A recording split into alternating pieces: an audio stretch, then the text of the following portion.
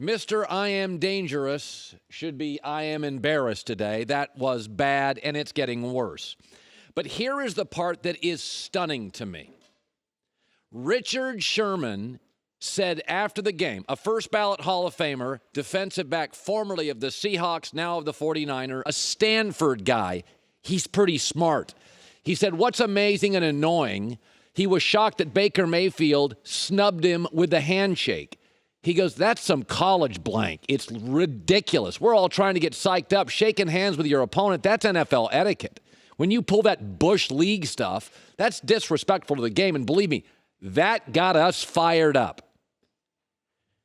Baker, this league is hard for Patrick Mahomes with Andy Reid. You watch him against Detroit. You watch him this week against the Colts. This league is eating up hurdle, roadblock, obstacle for Patrick Mahomes, who can throw it from where I'm sitting to Canton, Ohio on a straight line.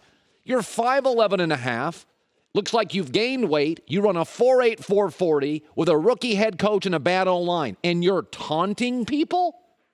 Andrew Luck used to, after getting sacked, congratulate the lineman. Tom Brady and Breeze always saying, oh my God, this opponent. Russell Wilson, has there ever been anybody that wins and loses with more grace? And you're not in their class. This, in the history of Colin Right, Colin Wrong, this is my first ballot right. Police video. Leading the NFL in picks. Taunting NFL players. What is that? Bad judgment. That's just bad judgment. Stop with the 29 commercials. I feel dangerous. I'm not saying the season's over. It's not. There's good news on the horizon for Cleveland. But that was embarrassing, and you're making it harder. This league chews up great players. Namath, Favre. It chewed up Andrew Luck and spit him out. And if you don't think being humble, keeping your head down, what's the old saying? Under promise, over deliver. That works in radio, TV, landscaping, government, and it works with quarterbacks. But that's not the worst part. That's not the worst part. Here's what's really troubling. Baker Mayfield is regressing. You could not watch Baker Mayfield last year and not say this. Even me, a critic, last year I said, damn, bruh, he is accurate. You could not have anything other than that. I didn't have to love everything about him, but even I was saying the kid is accurate. He is a stone-cold 17-yard completion waiting to happen. He is regressing. His strength is now an issue. He's no longer accurate. Is it his quarterback coach? 64% last year completion percentage. He's down to 56%. We made fun of Cam for that, and Cam's 6'6" and runs like an athlete. You can't be 5'11", run a 4.8 40, and throw 56% completions. That's a backup quarterback in this league. I'm not sure it's a backup. And he is regressing. And what is the reason? My takeaway is the further removed he gets from Lincoln Riley, the worse his mechanics get, the worse his tempo gets. He needs to go in the offseason to Oklahoma for about 6 weeks and get back to Lincoln Riley camp. It is a problem. I've seen this my entire life in the NFL.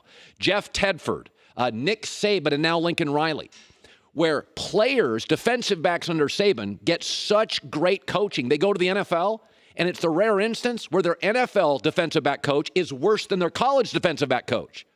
That's why all these Alabama DBs look unbelievable in college. 90% go to the NFL. They're never as good. Lincoln Riley's made Jalen Hurts look like a number one pick. He looked like a backup at Alabama. He got Kyler Murray drafted number one. He got Baker Mayfield drafted number one. The further removed from Lincoln Riley he gets, the worse he gets. Last night, he had a couple of throws, one in the fourth quarter down the sideline. Even Freddie Kitchens shook his head. It was an easy throw for Baker Mayfield. So when you're shorter than average and slower than average, and now your strength becomes a weakness, you're one of the least accurate throwers in the league. That's a mechanic issue. That's a tempo issue. That is a coaching issue. He is regressing, and people now have film on him. Here's the thing about Baker. He came into the NFL almost 2 years older than the other quarterbacks with almost twice the starts. And with easily the best college coach of all these young quarterbacks, Darnold, Lamar, Josh Allen, Josh Rosen. So he was much closer to his ceiling than the other guys. Darnold's got 1,000,000 miles to go. Josh Allen's got 1,000,000 miles. Baker doesn't. Because Lincoln Riley squeezed every ounce of juice out of this two-time walk-on. And everybody fell in love with it. And the NFL media, like all media, loves stories. Well, the story has changed. He's no longer even accurate. Okay? So let me segue to what I believe is the way to solve this. And this is not a hot take. This is the action Cleveland needs to take. I would strongly consider trading OBJ. And there are 3 reasons for this. Number 1, Cleveland is struggling with their identity. You're asking a rookie head coach to figure out Jarvis Landry, Callaway, Baker, Chubb, a below-average offensive line, and OBJ. Okay, they're coming up with gadget plays. They are trying so hard to take a gifted, brilliant, and sensitive wide receiver and wedge him, sometimes often too much, into the game plan. Number 2 is Kareem Hunt, a great running back, arrives in Cleveland by November 10th. You're going to have another mouth to feed? Chubb, Hunt, Harvey, OBJ, Callaway. You got another mouth to feed November 10th? And number 3, Cleveland's offensive line is completely overwhelmed against elite pass rushes. So let me ask you, use Andrew Luck as an example and Deshaun Watson. Everybody ripped Houston when they made that big trade and got Laramie Tunsil.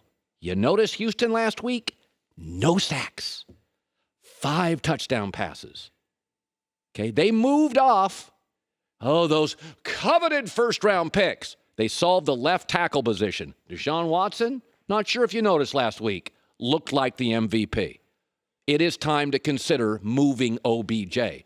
It's not a hot take. It's the action Cleveland should take. They have a surplus of weapons. November 10th, they're adding another. I believe, and by the way, if you look at Odell Beckham's targets this year through week 5, he was targeted 11, 10, 9, 7, 6. They are struggling to figure out how to get him the ball. Of course they are. They're a better team when they run. His targets are going down every week. By the way, Baker to Odell, it's not working. The completion percentage for Baker's 53%, his passer rating in the 60s. So they're clearly, it's not authentic, it's not organic. They're trying to force this thing to work. I never thought Odell Beckham to Cleveland long-term was a solution. I believe the Cleveland Browns have 4 foundational players. And when you're struggling with your identity, Joy and I talk about this in morning meetings. What is the show today? What is the identity of the show? What are the 3 big topics? The identity going forward for this team is Nick Chubb, Baker Mayfield, Myles Garrett, and Jarvis Landry. Everything else floats. I like Denzel Ward, but you just drafted another really good corner. I like Odell Beckham, but you know what? Landry's more dependable physically, emotionally, and Callaway is fine. Heck, they're going to get David Njoku back next year. That's another mouth to feed. These are the Browns' foundational 4. This is what New England does. This is what the Saints do. Breeze, Thomas, Alvin Kamara, and somebody we're going to have at the end of the show today, Cameron Jordan. Those are their foundational 4. Everything else is expendable, movable, tradable if they don't take the right price. Odell Beckham, it's not working. The targets are coming down. Baker's lowest passer rating is when targeting him. They got him throwing the ball. They got the reverses, the gadget plays. By the way, do you think he's happy there? Y'all knew he wanted to end up in L.A. Instagram, he wanted to be with Tom Brady. This is not where he wanted to be, a historically losing franchise and a rookie head coach, Freddie Kitchens and Baker Mayfield. I mean, Baker's doing the best he can, but it is time to consider, and John Dorsey, the general manager, is a wheeler dealer. He is a wheeler dealer. Baker is simply not athletic enough to overcome this team's primary liability, offensive line. They can't block elite pass rushers. They can't. Go back to the foundational 4. Chubb, Baker, Garrett, Landry. That's the future. And I'm not even all in on Baker all the time, but he's the future. He's your number one pick. He's the guy that you have to make everything pivot off of. After that, everything else floats. Because they don't have an identity right now. And the reason they don't have an identity, because they got too many mouths to feed. And November 10th, Kareem Hunt shows up. That's another one. Next year, David Njoku comes back. That's another one. You gotta trim the playbook, trim all the fluff off this stuff, and go back to what you wake up in the morning saying, this is what we are. And November 10th, when Kareem Hunt shows up, it's got to be Nick Chubb, Kareem Hunt, ground and pound, Baker on play action, and Myles Garrett, make life miserable for the quarterback we're facing. That going forward is the team. Not a hot take. It's the action they should take. There's a big difference. Hi, everybody. Thanks for watching. Subscribe here to get the latest from the show. Also, be sure to check out more of the best clips from The Herd or go watch a few segments from other shows on FS1.